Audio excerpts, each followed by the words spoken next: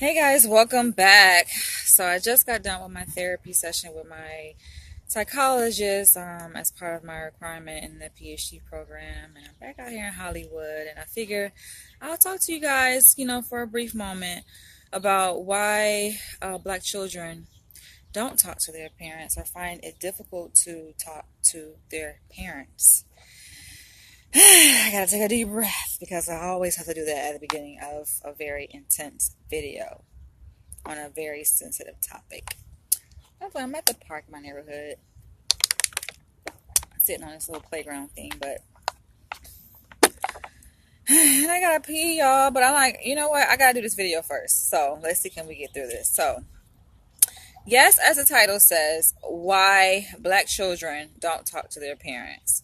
Now, this is not to say all Black children don't talk to their parents, right? So for y'all who are Black and you talk to your parent, good for you. Kudos to you. Maybe you want a cookie. This video is not about you. This video is in reference to mainly adult children. It can apply to little kids who are in school, grade school, middle school, especially high school. I think that's a good period, where a lot of children just have difficulty. They're going through different things. Their body is going through changes. They're experiencing different issues related to their development, related to their relationships with their peers, and they just find it difficult to talk to their parents. But I really want to focus on adult children, specifically Black children who have an issue with talking to their parents. This is like a really tough topic, you guys, because it hits close to home to me, and it's like, where do I begin? Okay, so this is the issue here. It's like you have Black parents who expect their children to be open with them, to reach out, to talk to them about anything, right? It's like that's what they want. But on the other hand, they don't provide the environment for that. A lot of, unfortunately, not to say all, I already made that disclaimer at the beginning of this video, so I'm not saying all. Because a lot of times I be making topics, videos about certain topics, and you guys are quick to say, oh, that don't apply to all. No, duh.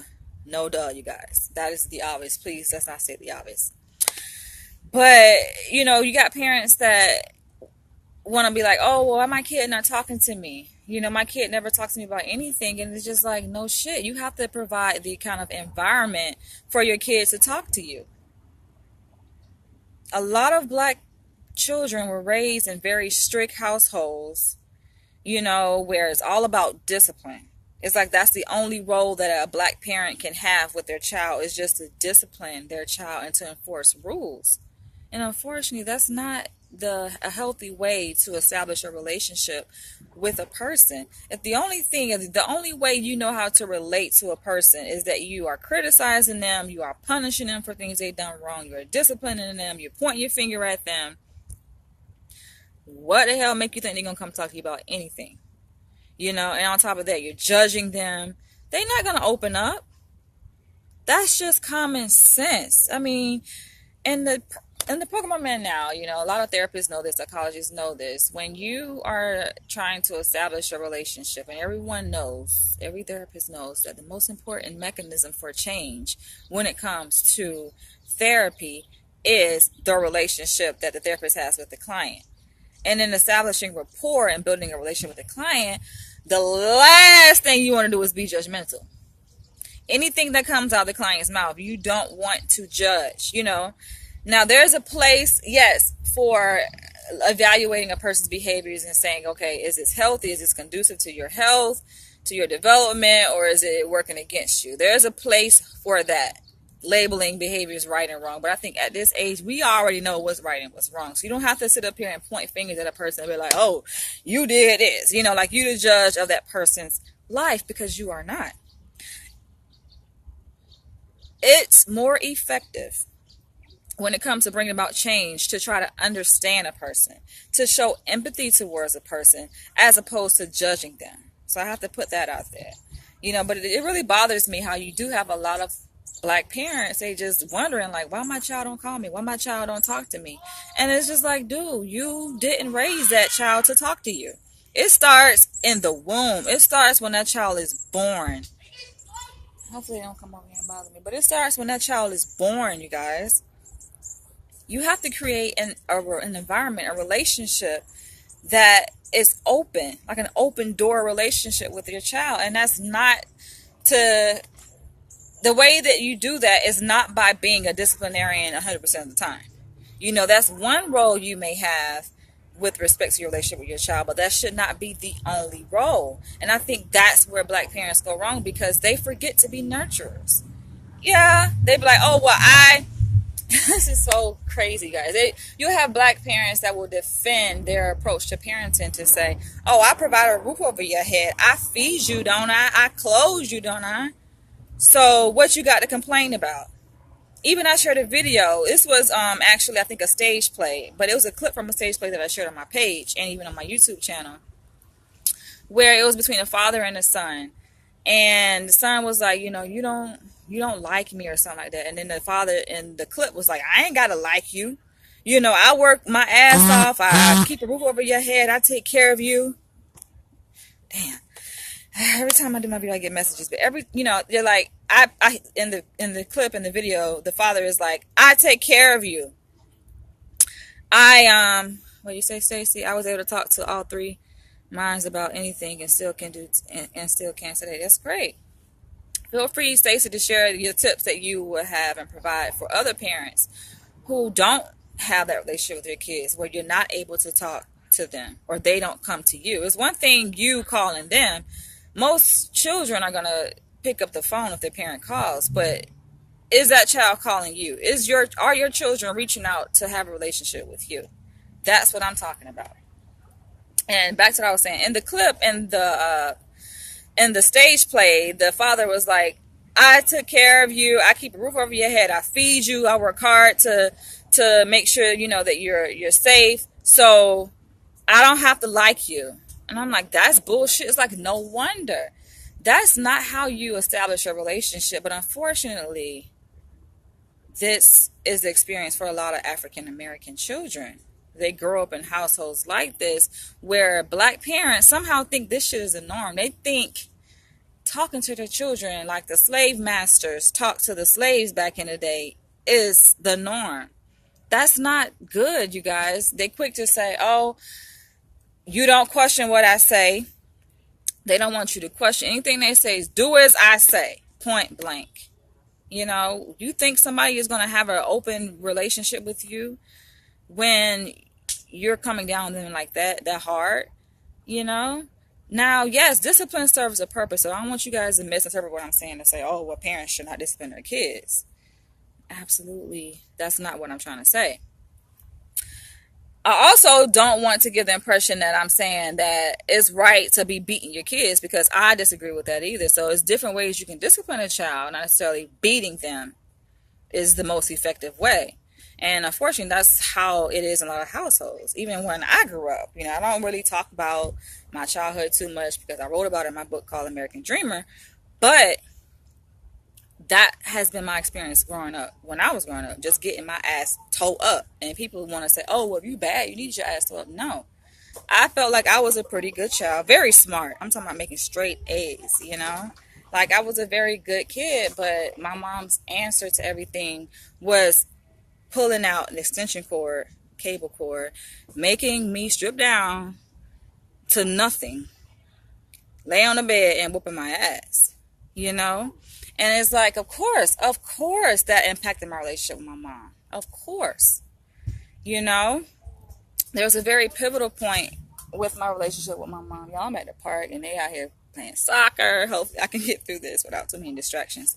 But there was a pivotal point in my relationship with my mom when I was 16 years old. And I've talked about this before, so I don't mind sharing it in this video, where this was after she had separated from my dad. So up until the age of 12 years old, my mother and my father were together, married. You know, I was not conceived out of wedlock.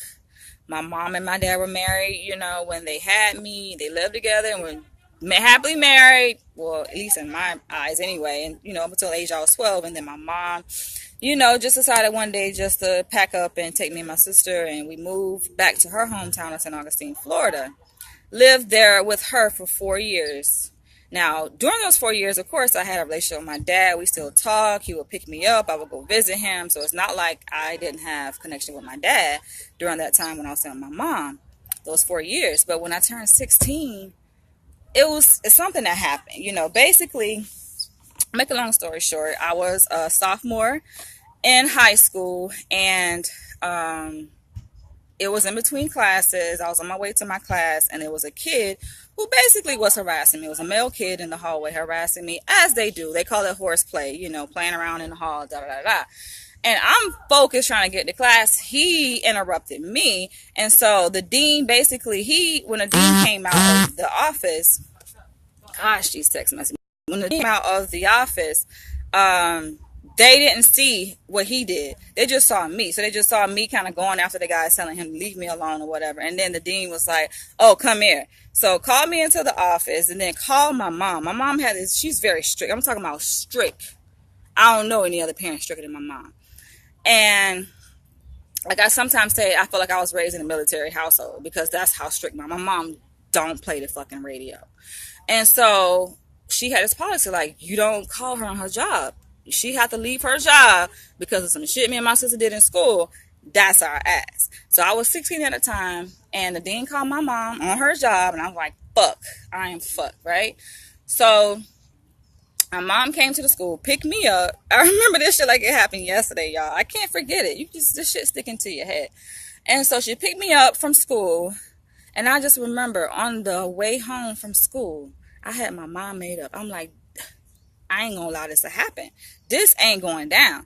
Like, cause I knew what was to come. I knew she was going to beat my fucking ass at 16 years old. And so she, giving her speech on the way home or whatever, when we driving. And my mind just like plotting. I'm plotting the whole time. She thinking that in her mind, she like, y'all gonna beat her ass. My mind like, no. So we get to the house, and she go in the back room to get the belt.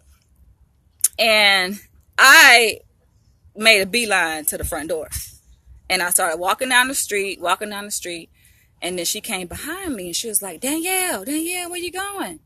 I was like, I ain't even pay her no mind. I just kept going.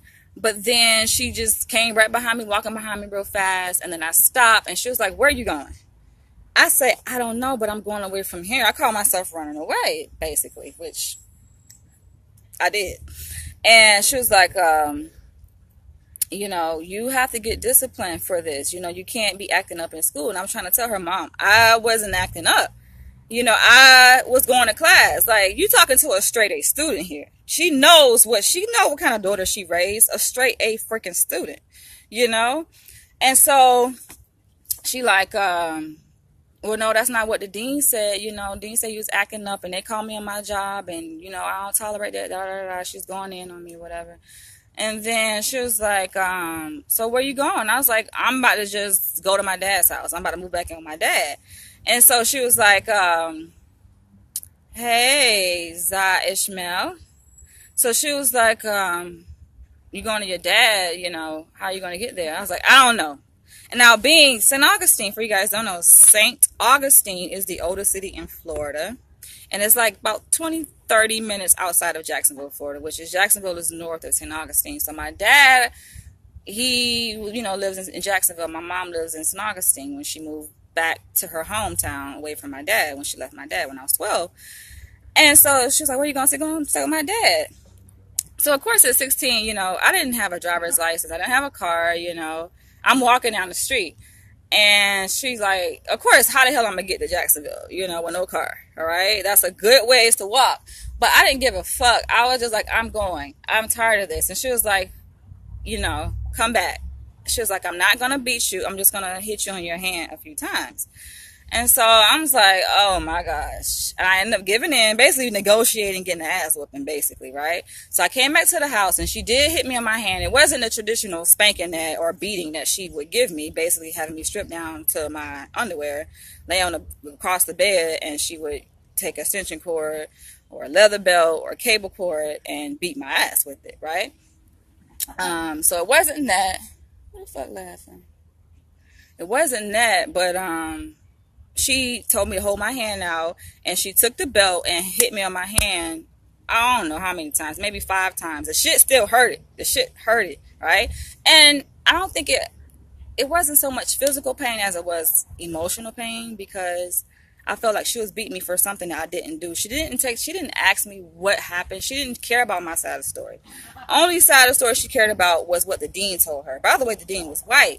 And of course, race matters. People say, oh, color don't matter. Color does matter, because color has meaning, you guys. It carries meaning.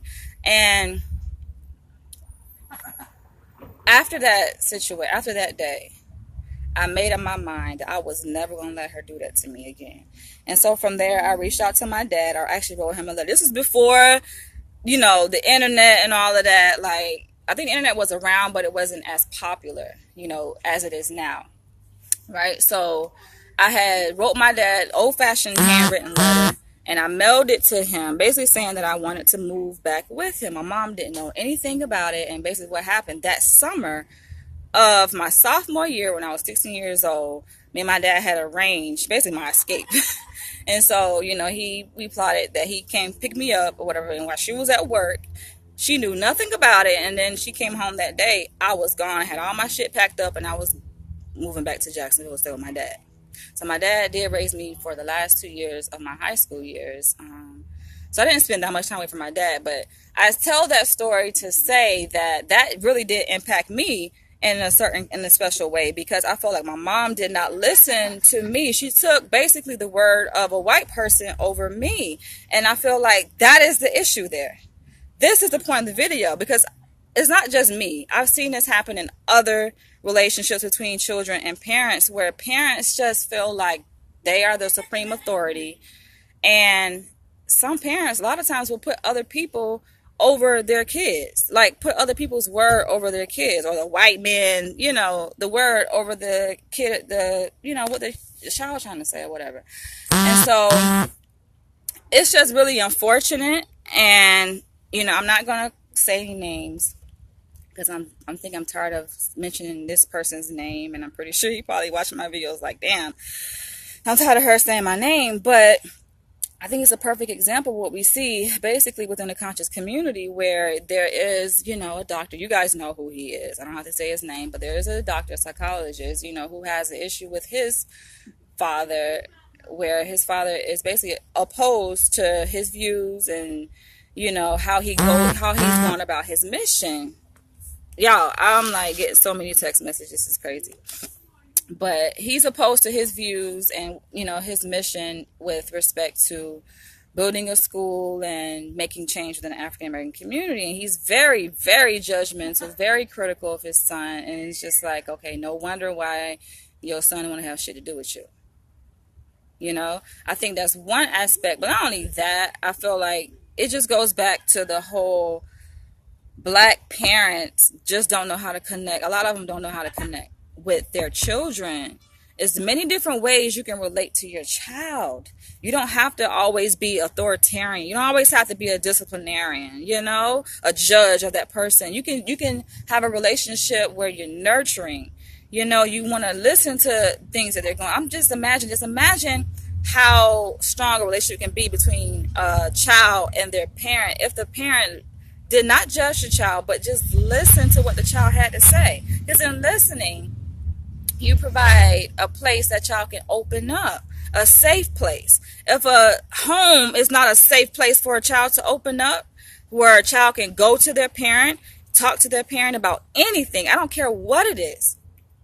If, we know in middle school, I would say, as early as middle school, children are exposed to drugs, street drugs, and the parent may never know nothing about it. Never know anything about it. Why? Because the parent is just so judgmental and quick to pull out that belt, instead of saying, well, let me get to know my child. A lot of parents really don't know their children. They think they know, and then they get surprised, like, oh my gosh, you get a call from the police or see their child on the news or anything pop up, and they just like, not my child. You don't know your child. You never made an opportunity. You never presented an opportunity to get to know your child. It's just you're only doing what your parents did to you. That's the perspective a lot of parents take. Oh, it worked for my mom. My mom did us like this. She beat us, so it worked for me. No, it didn't work for you. The shit is not effective. But a lot of parents will take that stance. Well, it worked for me when I was growing up with my mom, so I'm just doing the same thing to you, what was done to me. And I'm just like, no, y'all, we got to stop that. This whole, especially the way we talk to our children. I don't have any kids, not yet anyway, but the way parents talk to their children, a lot of them, like, that is unhealthy. You're speaking down to your child. It's like you have to assert your power over your child as if your child doesn't already know that you are the parent. You don't have to do that. You don't have to make it be known. I'm the parent, so let me put my child in their place. That's so unnecessary because you're creating a distance between your child and a lot of parents probably watching this right now don't even know, but their kid is just waiting for the day that they are able to be self-sufficient and independent and move out when they turn 18 and just be like, fuck my parent, because it's about a person's health. At the end of the day, it's about individual survival, and their health. A child is only going to do what's in the best interest for their health, even if it comes at the expense of having a relationship with their parent. Who wants to be in a stressful situation fucking 24/7 all the time? Yeah, you say you went through the same thing growing up. It's a lot of us did. A lot of us don't talk about it. You got a lot of black adults, children will laugh it off and be like, yeah, I got ass whoopings. Yeah, my mom used to talk to me this kind of way, but I'm fine. Like, okay, you're fine. I'm the kind of person, I'm real. I don't hold back and I'm open and honest about stuff. You have to be. If something is bothering you, say it. That's the kind of person I am. That's one aspect, the whole do as I say type of mentality and just wanting to be controlling. That is a huge issue. Another issue is jealousy, I think. You got black parents who are jealous of their children. Okay, so you have created this child that submits to you, has done everything you told them to do, is very obedient, so to speak, right? They go off and become this great person in society. As one of my mentors, a person I look up to, like Dr. Umar Johnson, for example. I don't want to keep bringing his name up, but I have to, unfortunately, because I'm trying to prove a point. It's like I'm pretty sure he grew up in a very strict household, very like militant type of household, right? Where I'm pretty sure his father didn't play the radio and apparently still don't play the radio. And he has become this great figure in society. Who doesn't know who Dr. Umar Johnson is? He's a well-known psychologist, very popular psychologist in society, in America. Has a lot of influence on the African American community, not just within America, but abroad too. Like, this man has major influence, and what you see is a relationship between him and his father that is really sad, and it's a reflection of what we see in a lot of relationships, parent-child relationships. When children grow up, become adults, and they are very successful, there's jealousy. A parent should not be jealous of their child. It's like, okay, now you don't have a hold on them no more because they're no longer under your roof. So now you see that they are successful. And a lot of times don't want to have nothing to do with you because they don't have that bond. A bond is so important. Creating a bond between you and your child is the most important thing that you can ever do with your child. And it's not just by beating your child. Discipline, yes, is important. Definitely not in the form of beating, though. There's different ways, like I said, to discipline a child, to show them that you love them. You want to create a relationship with your child that communicates love, not hatred, not jealousy. That is a major issue. It's unfortunate. I've seen that even in my own freaking family where people are just jealous. They see you doing well And instead of supporting you, they want to sit up here and criticize and judge you. I hate that shit with a passion, you know? And you wonder why these black children turn to other people for support.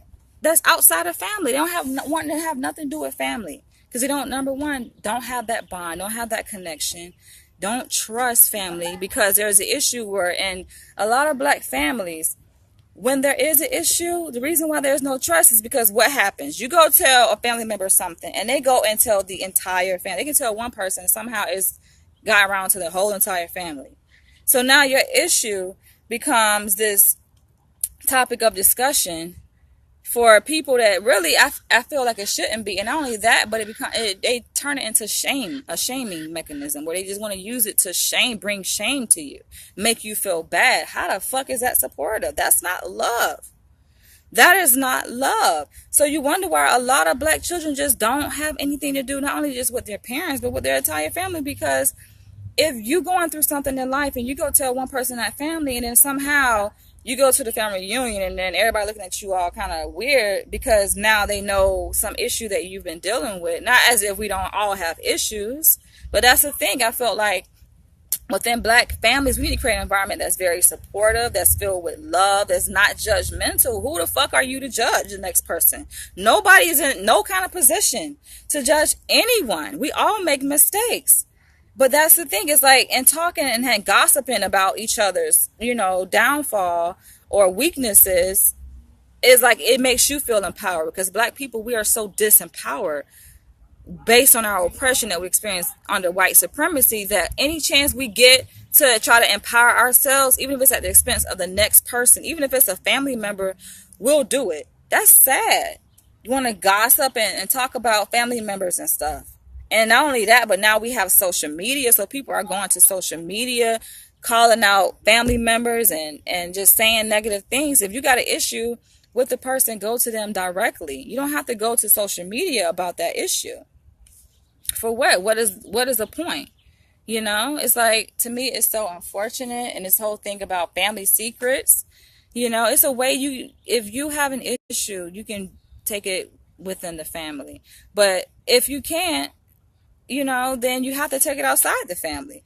Ultimately, you will want to keep what's going on in the family within the family. But if you don't have that listening ear of support, who's not going to judge you, who's not going to take your information and spread it like gossip, it's sad. I've seen this happen in so many different families where a person can be going through something. Let's say a kid gets pregnant at 15, and then word get around to somebody in the family that person is pregnant. Now all of a sudden everybody in that family is just got their nose up, looking down at the kid who got pregnant at 15. I don't like that. I hate that shit with a passion. And so y'all want to say, keep secrets in the family. For what? The family is just going to sit here and make you out to be a fool. Want to sit up here and shame you and judge you when they ain't got no room to judge nobody. And so they want to say, keep the secrets in the family. And then when you go out and you expose what's going on in the family, because it needs to be exposed, because it's wrong what's happening in certain families. It's not that you're trying to expose a family or write a tell-all book or anything like that. But if that's your way of processing and dealing with the hurt, the pain, because you have no other person to talk to who you can trust, who's not going to judge you and criticize you. Nobody's in a position to judge and criticize nobody. To me, it really bothers me to see what's going on between adult children and their parents. And it's especially what's going on with, my mentor, the doctor that I talked about. It's like, it's sad, because out of all people, you expect to have your back. At least your parents should have your back, especially if they live. You know how many adult children whose parents are dead, are not alive? So people a lot of times mourn the physical death of their parents. But what about the children who are mourning the physical death of the relationship with their parents? Because it no longer exists. That shit is hurtful and painful. It's like, you got parents want to put the burden on children to, I guess, be the bigger person and come to them. No, motherfucker, you had that child. That child did not ask to be brought into this world. You had that child, so then it becomes your responsibility to reach out to that child to make sure that you enable a healthy relationship with your child. That's your child. And the last thing you should do is publicly criticize your child and put your child down, especially amongst other people who are also trolling and criticizing your child publicly. So basically, in your child's mind, you just another hater. You are no different. You're not differentiating yourself from the rest of the people who have been attacking your son because you're saying the same exact things everybody else is saying. Your words will be taken as love. They will be communicated much differently than the words that his haters are communicating to him on his videos. You guys know how I'm talking about. If you actually said it to your son and your son trusted you, but sometimes you get to a point where it's too fucking late. You already didn't sever their relationship. You already caused so much hurt. Yes, it's possible for a parent to cause so much hurt in a child to the point where they don't want, I don't give a fuck. It's going to take more than Dr. Phil, more than any kind of doctor to rectify that kind of relationship. It's just not going to happen because there's so much as a very thick barrier. If you look up that word black, maybe you could understand better with your answer to know the facts, because a lot of miseducation have no sense of reading or comprehend that word black. What the hell is you talking about, Thomas? I don't gotta look up no word black. You ain't making no fucking sense. Get the fuck out of my video. Communicate something that makes sense to me. Okay? I'm answering a question. This is not, I didn't pose a question. Yes, if you guys feel free, if you want to provide your own answer as to why you think black adult children don't talk to their parents, then you can. But I'm not asking, this is not a question. This is more of a statement. This is more of me providing an answer as to why. Now, if you are a black parent who has children and your children don't want to have shit to do with you, ask yourself why. That's the question you should ask yourself. But it starts with the parent. You are older than that child. You are the leader. You are the leader of that child. And like I said, it's not all black parents. When I say black, I use that word interchangeably with African American. We know what the fuck black is. So get the fuck out of my post talking about define black. You not making no sense. Talking about I don't comprehend the word black. Get your trolling ass off my fucking post, because I'm not the one. But like I said, it's up to the parent to take the lead.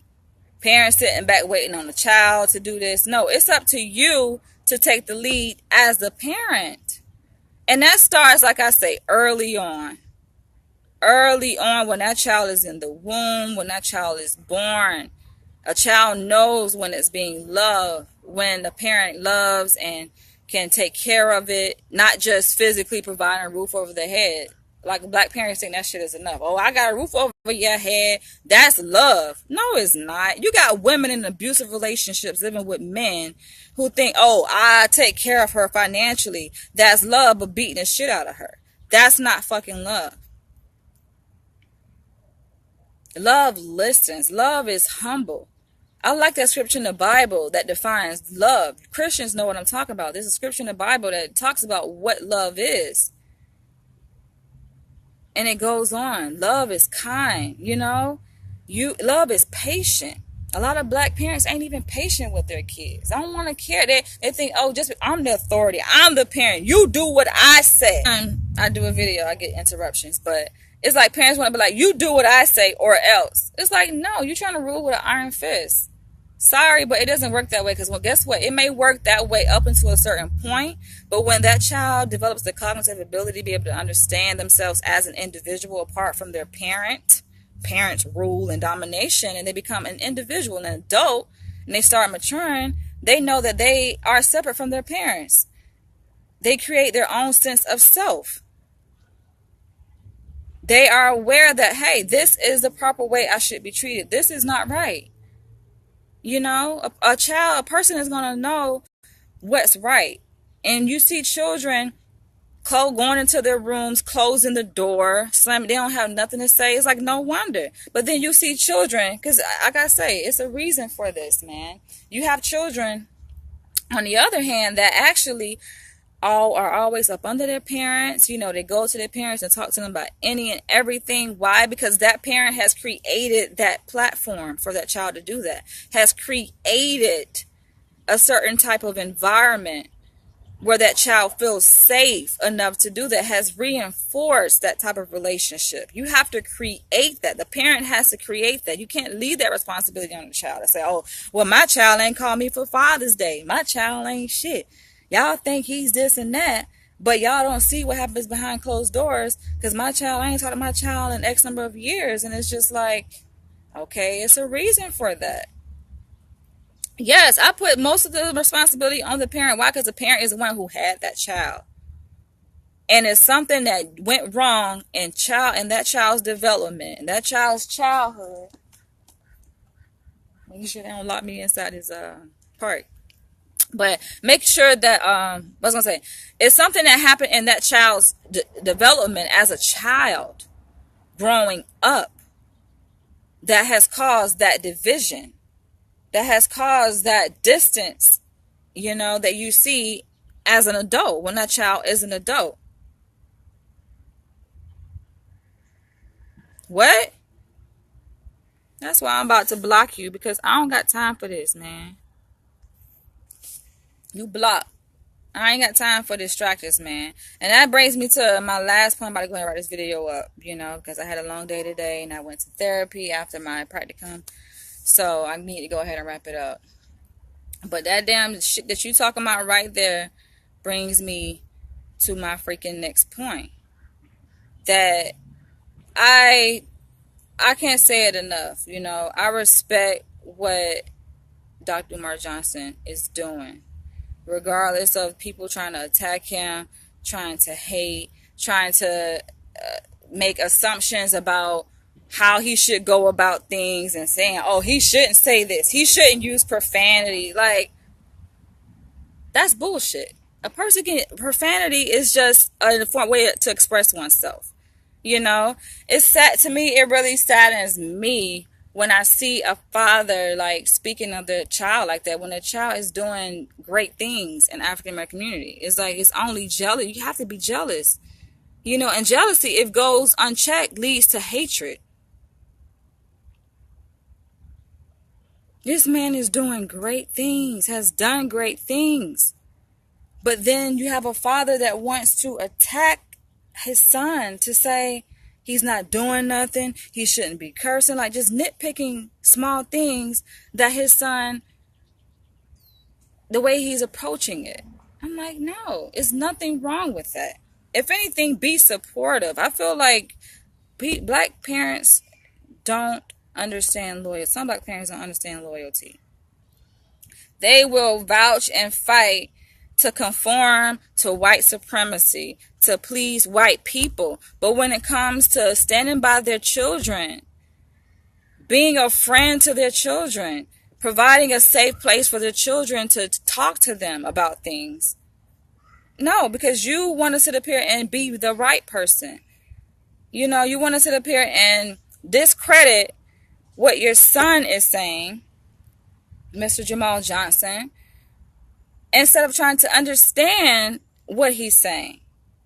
How can you attack your son publicly and expect him to have respect for you, to expect him to call you on Father's Day, to expect him to want to have a relationship with you?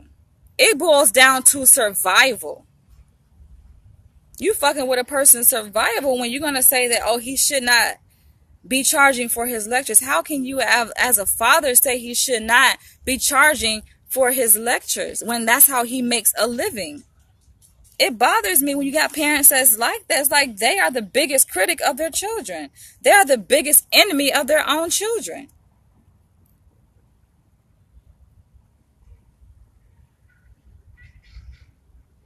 It really bothers me. Hold on, y'all.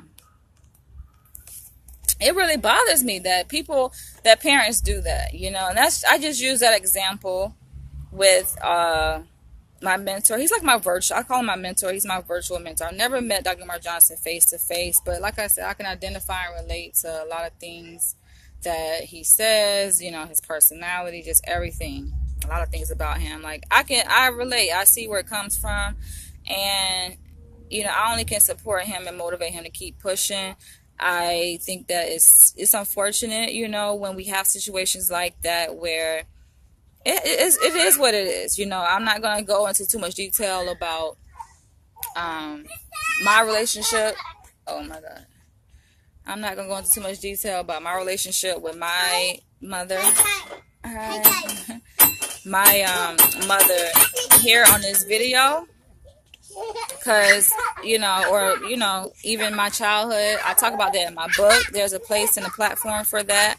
But I just wanted to create this video to provide some insight. There's so many different more reasons why black children are distant from their parents, you know. And by the way, even though I have physical distance, obviously, because I live in California, my parents live in Florida, I still talk to my mother and father. So don't make it seem, I'm not here to make it seem like, oh, I'm just opposed to my mother, I don't have nothing to say.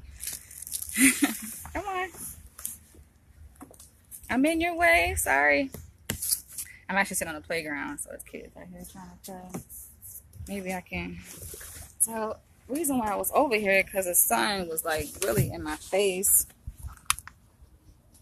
But I think the sun went down, so I can go over here. Come on. It's okay. So, what was I saying? I'm gonna go ahead and wrap this up. But some of y'all don't get it, and nobody got time for the trolls, you know? I don't have time for the trolls. Don't come on my freaking post with that bullshit. Oh yeah, I was talking about survival. It's like, yeah, when a person is on a mission, you know, as Dr. Umar Johnson is, as myself, you know, trying to bring about change positive change within the African American community, and you got people that want to sit up here and try to dismantle what you're doing. Of course, you know, part of what he's doing, yeah, he makes money off of it. And you got people that assume, oh, he should not be charging for it, as if he can't make a living. He can't make a living from his contribution to the black community. How the fuck he's gonna survive? Y'all messing with a person's survival. You know? You can't, like, how can your own flesh and blood try to come in between your survival? Try to interfere with your survival as a black person in this country? You know, I respect Mr. Johnson and what he's saying too, because I believe that part of what he's saying does hold weight. But if you got something to say to your people, man, you need to find a way somehow to communicate that to them. It's not gonna do nothing. People think, okay, creating a video about a person, you're gonna be able to reach them. Like, apparently it hasn't been effective. You haven't been able to reach your son. I like talking to Mr. Jamal Johnson. I felt pain. That's the reason why I think I created this video, because it kind of triggered something in me. Made me think about my own relationship with my mom. You know, it's like, and especially even what I'm doing in the mission that I'm on, it just made me think about it a little bit. And I'm like, it's a complicated thing, y'all. You got people that want to try to dismantle the mission. It ain't gonna happen though. And I feel like, especially if you family, you know, if your ass is not supporting a person, stay your behind back, man, because you're just in the way. You're just in the way. You say, oh, well, I love my son, I care about him, and this and the other, but you don't understand. When a person has a vision, when they're on a mission, nothing can get in the way of that, by the way. And if you try to get in the way of that, it don't matter if you blood or water, you gonna get knocked out the way. So his father is having these issues saying, oh, I can't believe my son called me a coon, or I can't believe my son said these things about me publicly. And it's just like, dude, you getting in the way. if my mom was to get in the way of what the fuck I'm doing, we're going to have an issue, because it's a way to go about things. If you disagree with a person, that's one thing. But when you sit up here and start this whole movement to try to bring attention to or criticize a person for what they're doing, then that's a problem, especially when you trying to get in the way of the movement. You're trying to distract from what he's doing. He's educating the black community. He's doing work. He's trying, and you're getting in the way. That's just like business. Business can, even politics, that shit can be bloody, man. It don't matter about blood. You get in the way of a person's vision. If a business has, a person owns a business, you get in the way of that business, telling what could happen. Especially when that person built that shit from the ground up. You don't do that. People don't understand. Yes, he's a part of a movement, but still, that's something he created. What he has going, that's something that he owns. Yes, it's to contribute. Oh my gosh, y'all. I don't know if y'all can hear me. But yes, it's part of the movement, right? And some people say, oh, well, he's representing Pan-Africanism. Yes, that's what he's about. But just because he creates a social enterprise, he owns that. He owns that social enterprise. So who are y'all to try to dictate how he should run his social enterprise? That's like somebody trying to tell a person how they should run a business. You don't do that. If you got suggestions, and there's ways you can communicate your suggestions respectfully. But you don't get on there trying to dictate how somebody run their business. He has a social enterprise that he has. Who are you to try to dictate how he should do it? Try to call the shots. Especially when you was not there helping him build that from the ground up. A person, I know me, I don't play about what I built. You build a brand, the person don't play about that, man. You don't fuck with people's brand, their business. That's dangerous grounds to be on. So you wonder why somebody say, okay, they, in a sense, from the outside looking in, it may seem that he's taking precedence of his business. He's putting that before his relationship with his father. Hey, it is what it is. He has to survive, because after his father is long dead and gone, he still got to survive. From what I understand, he's only 44. He still has to survive and make a living independent of his father. He's long been an adult. So to try to interfere with a man's bread and butter and how he makes his living, you interfering with a person's survival. You don't fuck with a person's survival. So when a person say, you know what, I'm going to isolate myself from those people, because it happened to me. I've been attacked. My business has been under attack before. People have been on, like I said, use social media and want to create videos, trying to attack your brand. It happened to me. And guess what? I would distance myself from those people. You don't do that. You're trying to fuck with somebody's brand, and the person knows when they're, it's one thing, okay, you say, okay, I have a perspective and I want to offer my perspective to try to help him and try to, quote unquote, enlighten this person, right? But no, you're not. What you're trying to do is trying to bring this man shame. That's what it is. You're trying to turn people away from him. And that's like trying to turn people away from somebody's business, how they make their bread and butter. We got a major issue. When that shit happened to me, when they want to sit up here and try to attack me on social media, with respect to Bow, and this is for no reason absolutely at all. People just want to be haters. That's all that is. I distance myself from those people. And it makes you become less trusting, which it could be a good thing. People say, oh, well, you need to have trust. No, you don't. You ain't got to have no trust in no goddamn nobody. Especially if it's going to mean that it comes at the expense of your business and brand being threatened. Hell no, you don't have to trust.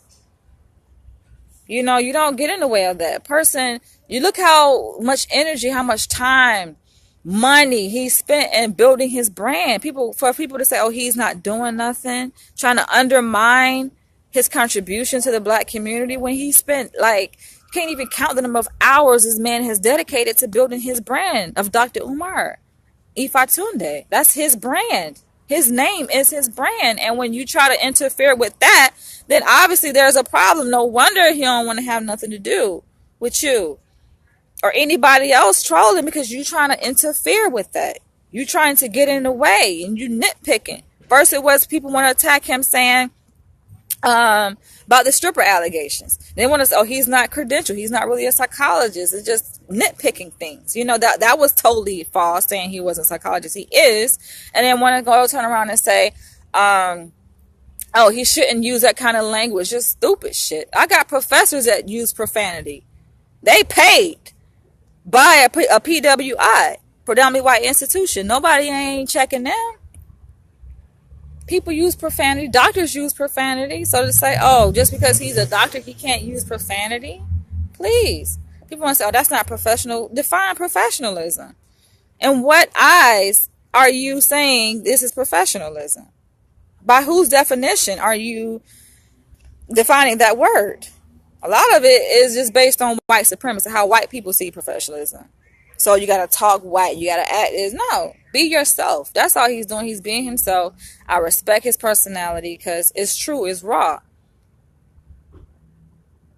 And say, oh, he shouldn't be name calling. People nitpicking on that because he said coon. Call it things as it is. If a person is a coon, they a fucking coon. That's just bottom line. You're a coon. You're a coon. He got the right to express himself. That's, to me, another thing. And I got to end this video. That black parents try to silence their kids. Stop trying to silence your kid. The more you try to silence your kid, the more they going to fucking talk. Don't try to silence. You can't silence a person who got a spirit. Their spirit is designed to speak. Not everybody is designed to be an orator. Obviously, he is. Look at the way he articulates his words and expresses himself. The man is a lyrical genius. You can't silence a lyrical genius. If a person has a voice, they're going to talk. Stop trying to silence people. Stop trying to shape a person. Accept them for who they are. Let the man do his work. And as it relates to being a black parent and wondering why your child has nothing to say, now I ain't just talking about Mr. Jamal Johnson. I'm just talking about all black parents. Like, come on. If you already create that distance between you and your child, and it's like the longer the distance has been there, right? The more time that you allow within that gap that you haven't talked to your child, the thicker that gap of time grows, the harder it's gonna be to be able to mend that relationship. That's just facts. So people can procrastinate and say, well, you know what? I'll try to mend it tomorrow. I'm gonna try to do this. You may not have tomorrow. You know, and it starts with an apology. Because if a person has distanced themselves from you, it don't take a rocket scientist to know that that person is hurt. Hurt, pain, emotional pain. And it's for their own protection. That's just a natural psychological defense mechanism to distance oneself when they are under perceived threat. If a person perceives that another person is a threat to them or a danger to them or to their brand, to their business, to whatever, their home, whatever they own, you are a threat. If the person perceives that, because why? You have hurt them. You've done something to them. Then guess what? They're going to push you away. There's going to be a distance. It don't matter if you're blood. He keeps saying, oh, I'm his father.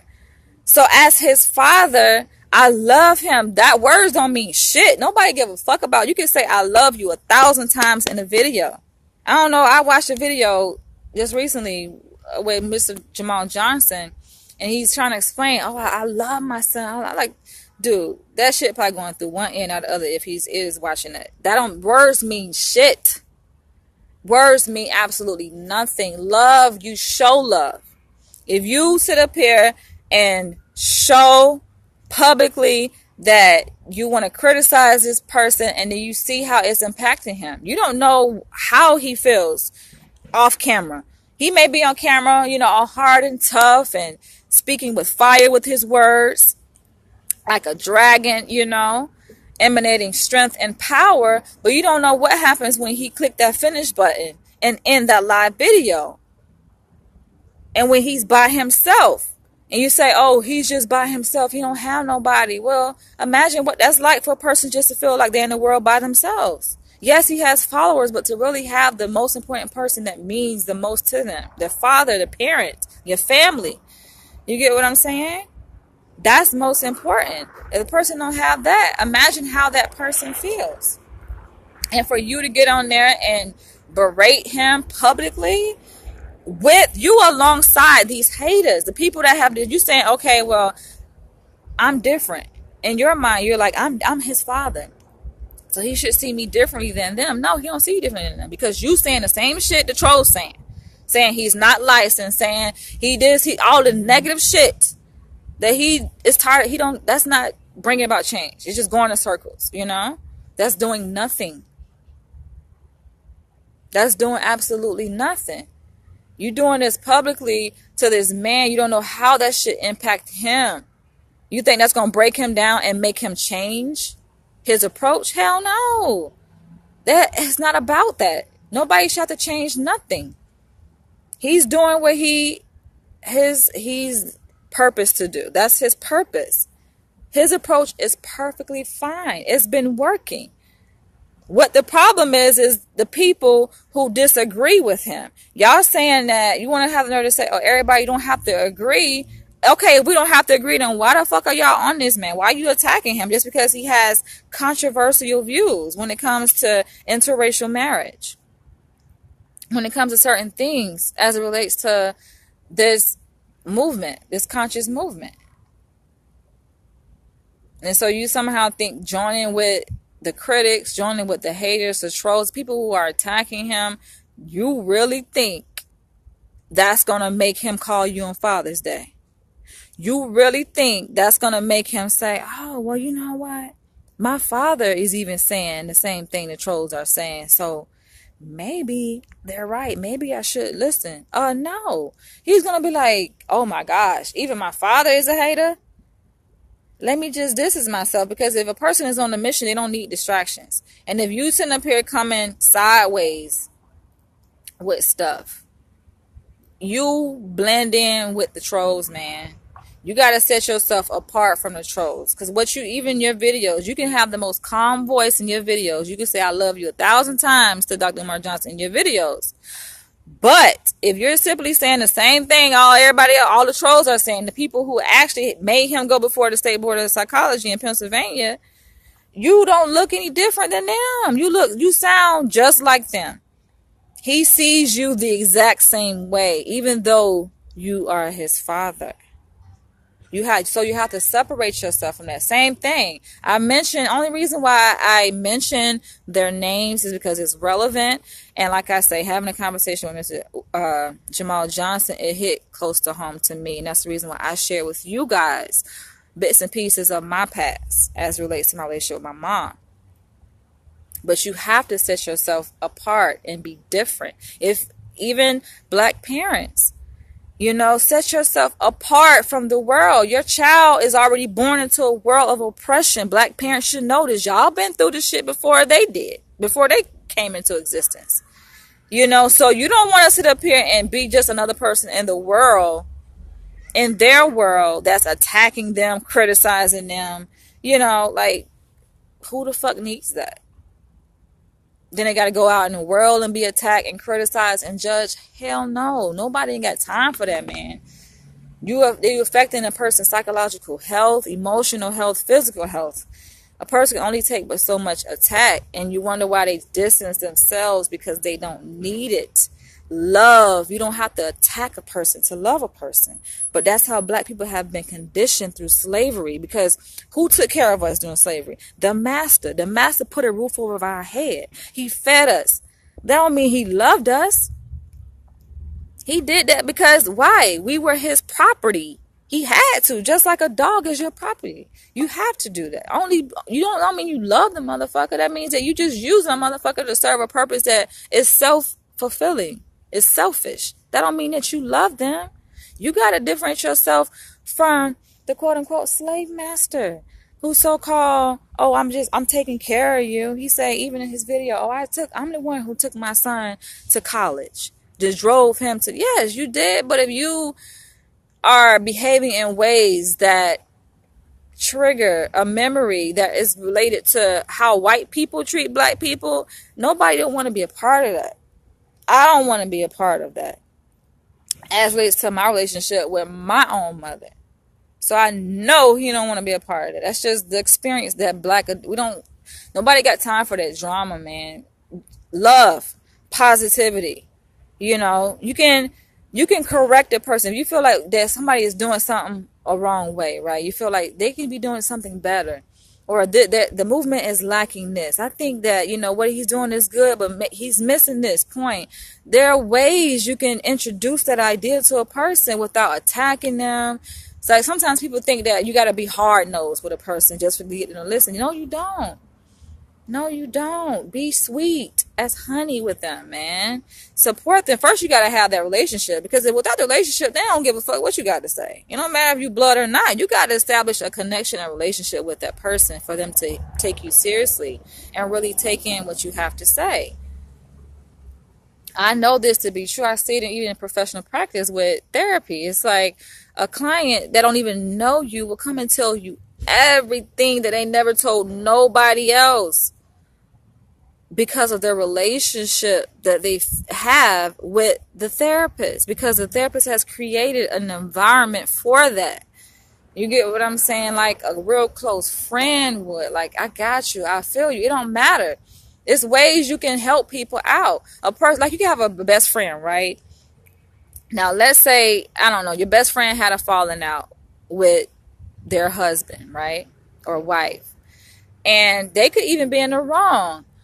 But if you really want to help that friend, you don't initially point and say, you did this. You don't attack them. You listen to their pain, listen to their side of the story, listen to what they have to say first, so that they feel that they are heard. They can trust you enough so that when it comes time for you to bring the corrective action, to say, you know what? You did this wrong, or I think you could have done this better, you would have had this kind of outcome, they will be more receptive of those words. But you just come out there, that's all you got to bring is just judgmentalism. You want to just rule with the iron fist. At a point in time, a person is like, to hell with that shit, man. People don't need that. They don't need somebody drilling them in their fucking ear. People don't need no drill sergeant. Black children, even adult children, we don't need fucking drill sergeants in our ear. Yes, we need love. We need to know that somebody cares, but there's ways you can show that. And I have to end this video. Thank you guys for tuning in. And the haters know, y'all get y'all behind. I'm quick to delete, man, because nobody got time. We focus. Focus, focus, focus on the mission. And when people come, especially on social media, when you come, and because people quick to say, oh, just because a person disagrees don't mean they're a hater. But you are opposing yourself as a hater. It's presented as a hater, like you're hating, because look how you frame your words. And then especially anytime you do something publicly, like, you got a person's phone number, but instead of calling them, you go online and be like trying to put them out on Front Street. That's the issue. A person just gonna automatically, that's what their brain does. It's not even something that happens on a conscious level. This is subconscious stuff, you guys, that happens. Their brain automatically says, you know what, that's my enemy. They're not for me. Because it's how you do something. And if a person ain't asked for your goddamn opinion, then you kind of overstepping your boundaries by saying, oh, you need to do this, you need to do that. They didn't ask you for that.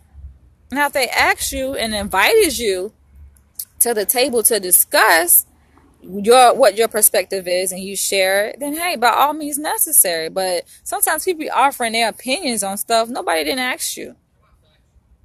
So when you get blocked and you get overlooked and dismissed, and a person just said, you know what, I don't want to have anything to do with you. You're not even my father no more. You're not my mother no more. Like, to hell with you. It's a reason why.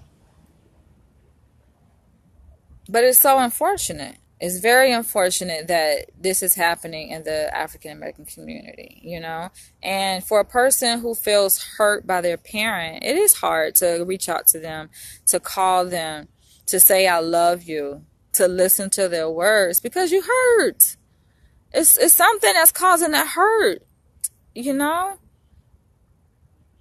And love can do wonders, man. Just loving a person, because nobody is perfect. A lot of times parents say just because they older that they did everything right. Talk about the mistakes your ass made. Perhaps children would be more receptive of a parent's discipline and all of these lectures you got to give your son if you actually talk to him about shit you went through. In his video, Mr. Jamal Johnson said, oh, my son don't know. I've been through some things, you know, my own experience as a black man living in America. Okay, well, talk to him about the shit you've been through. That would help. Black parents don't want to talk about their history, but want to sit up here and want to be all up in it. A child want to know everything a child is doing. The child ain't telling you shit. Talk about the shit you went through as a teenager when you were in their shoes. How difficult it was for you to keep your legs closed, you know, or do the right thing, so to speak, in many different aspects. But parents don't want to talk to their kids about it. They want to make it seem like they perfectly did everything right, and they want to make their child out to be the enemy or the worst child ever. But let me go. I think they about to lock this gate, so I gotta go. I love you guys. I only say this out of love to bring change for the positive change for the black community. These issues a lot of times are swept under the rug, are not talked about, and I'm just trying to make it, put it out there so we can have a discussion about this, and y'all gotta know how to speak words of love and not hatred. They knocking the gate, but let me go home. Let me go home. Nobody got time for that, man. We focused out here. We focused. We on a mission, and that's what it is. Don't get in the way. Don't get in the way, and we won't have no problems. You get in the way, we got some problems. That's what it is. All right, let me go. Love you guys. Catch you guys later. Bye.